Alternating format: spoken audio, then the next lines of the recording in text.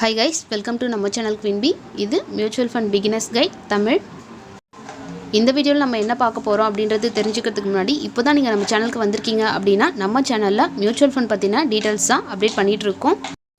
நீங்க already invest பண்ணியிருந்தாலோ அல்லது இனிமே தான் இன்வெஸ்ட் பண்ணனும்னு இருந்தாலோ இல்ல எனக்கு இன்வெஸ்ட் பண்ற ஐடியா இருக்கு பட் என்ன டீடைல்ஸ்னு தெரியல.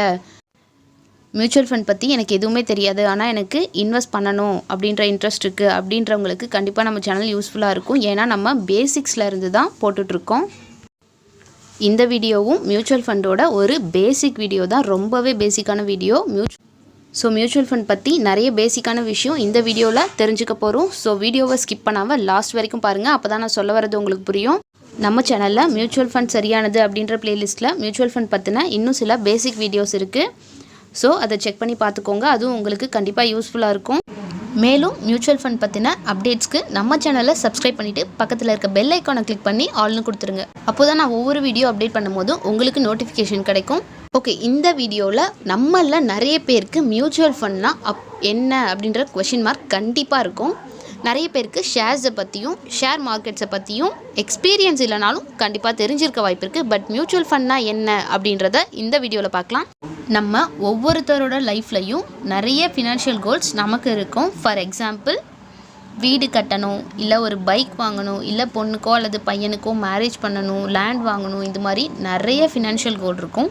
அப்படி ஃபினான்ஷியல் கோல்ஸ் இருக்க ஒவ்வொருத்தரும் அவங்களோட இன்கம்லேருந்து ஒரு பார்ட் ஆஃப் சேவிங்ஸ் அவங்க எப்படி பேங்க்கில் சேர்த்து வைக்கிறாங்களோ அதே மாதிரி மியூச்சுவல் ஃபண்டை மேனேஜ் பண்ணுற கம்பெனி, அதை அசட் மேனேஜ்மெண்ட் கம்பெனின்னு சொல்லுவாங்க, அந்த இடத்துல சேமித்து வைக்கிறாங்க.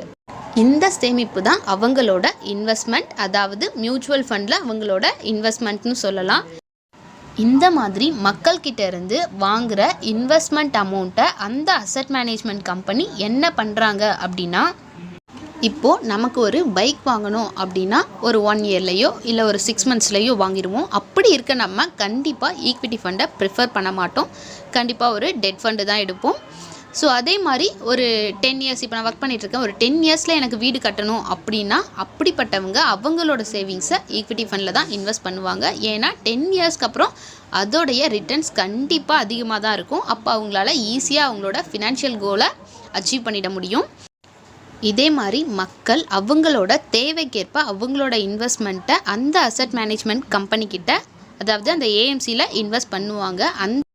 அந்த ஏஎம்சி மக்களோட இன்வெஸ்ட்மெண்ட்டை வாங்கிக்கிட்டு அவங்க ஷேர் மார்க்கெட்லேயோ இல்லைனா ஒரு மணி மார்க்கெட் ஃபண்ட்லேயோ இல்லை மற்ற செக்யூரிட்டிஸ்லேயோ கவர்மெண்ட் பாண்ட்ஸோ அந்த மாதிரியான செக்யூரிட்டிஸில் அவங்க நம்ம எப்படி நம்மளோட தேவைக்கேற்ப ஹை ரிட்டர்னு அண்ட் ஃபினான்ஷியல் கோலை பேஸ் பண்ணி இன்வெஸ்ட் பண்ணுறோமோ அந்த ஏஎம்சியும் அவங்களோட ஃபண்ட்ஸை ஈக்விட்டி இல்லைனா டெட்டு இல்லைனா லாங் டேர்மு ஷார்ட் டேர்மு அப்படின்னு கிளாஸிஃபை பண்ணி இன்வெஸ்ட்மெண்ட் பண்ணுவாங்க.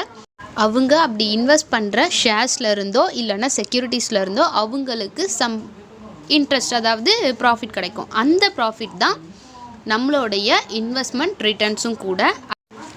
அந்த இன்வெஸ்ட்மெண்ட் ரிட்டர்ன்ஸ் எப்படி இருக்குன்னா, நான் முன்னாடி சொன்ன மாதிரி தான். ஈக்விட்டி ஃபண்ட்னா ஹையாகவும், டெட் ஃபண்ட்னா அதை விட கொஞ்சம் கம்மியாகவும் இருக்கும். இந்த நம்ம இன்வெஸ்ட்மெண்ட் பண்ணுற காலத்துக்கும் அண்ட் அதோடைய ஈக்விட்டி ஃபண்ட்னா மினிமம் ஆஃப் 3 இயர்ஸ் அதோட மெச்சூரிட்டி பீரியட்க்கும் பிட்வீனில் நம்ம சில சார்ஜஸை அவங்களுக்கு பே பண்ணணும். அது என்ன மாதிரியான சார்ஜஸ் அப்படின்னா, லைக் டிரான்சாக்ஷன் சார்ஜோ இல்லைனா ஒரு எக்ஸ்பென்ஸ் அப்படியோ இருக்கலாம், எக்ஸ்பென்ஸ் ரேஷியோ அப்படின்னு சொல்லுவாங்க அதை. ஸோ அப்படி சில சார்ஜஸை நம்ம அவங்களுக்கு பே பண்ணணும். அதில் சில சார்ஜஸை மியூச்சுவல் ஃபண்ட் டேர்மில் எக்ஸிட் லோட், என்ட்ரி லோட் அப்படின்னு சொல்லுவாங்க மியூச்சுவல் ஃபண்டில் இருக்க சார்ஜஸை. அண்ட் அது மட்டும் இல்லாமல் சில டிரான்சாக்ஷன் சார்ஜஸ் இருக்குது. இன் அடிஷனாக என்ட்ரி லோட் அப்படின்றது நம்ம ஒரு இன்வெஸ்ட்மெண்ட்டை ஸ்டார்ட் பண்ணும்போது பே பண்ணுறது. அண்ட் எக்ஸிட் லோட் அப்படின்றது நம்ம அந்த இன்வெஸ்ட்மெண்ட்டை வெளியில் எடுக்கிறது, அதாவது ரெடீம் பண்ணுறது அப்படின்னு சொல்லுவாங்க. அந்த ரிடம்ஷன் அப்போது பே பண்ணுற மாதிரி இருக்கும். இந்த எக்ஸிட் லோட் என்ட்ரி லோட் அப்படின்றது எல்லா இன்வெஸ்ட்மெண்ட்டுக்கும் கண்டிப்பாக பொருந்தாது. ஸோ சார்ஜஸே இல்லாமலும் நிறைய இன்வெஸ்ட்மெண்ட்ஸ் இருக்குது. இந்த மியூச்சுவல் ஃபண்ட் சார்ஜஸ் பற்றின வீடியோ மேலே ஐ பட்டன்லேயும் கொடுக்குறேன், கீழே டிஸ்கிரிப்ஷனில் இருக்குது, செக் பண்ணி பார்த்துக்கோங்க. அது மட்டும் இல்லாமல் நம்மளோட சேனலில் மியூச்சுவல் ஃபண்ட் சரியானது அப்படின்ற பிளேலிஸ்ட்டில் மியூச்சுவல் ஃபண்ட் பற்றின நிறைய டீட்டெயில்ஸ், அதாவது ஃப்ரீக்வெண்ட்லி ஆஸ்க்டு கொஷின்ஸ், ஆன்லைனில் எப்படி ட்ரான்சாக்ட் பண்ணுறது அண்ட் அதில் என்னென்ன மாதிரியான சார்ஜஸ் இருக்குது அப்படின்ற வீடியோ டீட்டெயிலாக கொடுத்துருக்கேன். ஸோ செக் பண்ணி பார்த்துக்கோங்க. அப்கமிங் வீடியோஸில் முக்கியமான அப்டேட்ஸ்லாம் உங்களுக்காக காத்துட்ருக்கு. யார் எந்த ஃபண்டில் இன்வெஸ்ட் பண்ணணும், ஒவ்வொரு ஃபண்டோட அதோடைய நேச்சர் அண்ட் அதோட ரிட்டர்ன்ஸு, என்ன மாதிரியான ரிஸ்க் இருக்குது, இன்னும் நிறைய டீட்டெயில்ஸ் அப்கமிங் வீடியோஸில் உங்களுக்காக வந்துட்டுருக்கு. ஸோ மியூச்சுவல் ஃபண்ட் அப்படின்றது நம்ம நினைக்கிற மாதிரி ரொம்ப கஷ்டமான விஷயம், நமக்கு புரியாது, நமக்கு அது செட் ஆகாது, இதெல்லாம் பெரிய ஆளுங்க பண்ணுறது, பிஸ்னஸ் மேன் தான் பண்ணணும் அப்படின்னா எதுவும் கிடையாது. ஸோ யார் வேணாலும் மியூச்சுவல் ஃபண்டில் இன்வெஸ்ட் பண்ணலாம். மாதம் மினிமம் ஒரு 500 ரூபாய் இருக்கவங்களாலையும் மியூச்சுவல் ஃபண்டில் இன்வெஸ்ட்மெண்ட் பண்ண முடியும். பேங்க்கை விட அதிகமான இன்ட்ரெஸ்ட்டை அவங்களால அதிலேருந்து எடுக்க முடியும். ஸோ நம்மளாலையும் கண்டிப்பாக மியூச்சுவல் ஃபண்டில் இன்வெஸ்ட் பண்ண முடியும். நம்மளோட ஃபினான்ஷியல் கோல்ஸ்க்கு ஏற்ற மாதிரி நம்ம இன்வெஸ்ட்மெண்ட் பண்ணி நமக்கு தேவையான ரிட்டர்ன்ஸ் எடுத்து நம்மளோட ஃபினான்ஷியல் கோல்ஸை அச்சீவ் பண்ணலாம். ஸோ இதுதான் மியூச்சுவல் ஃபண்ட் கான்செப்ட்டு.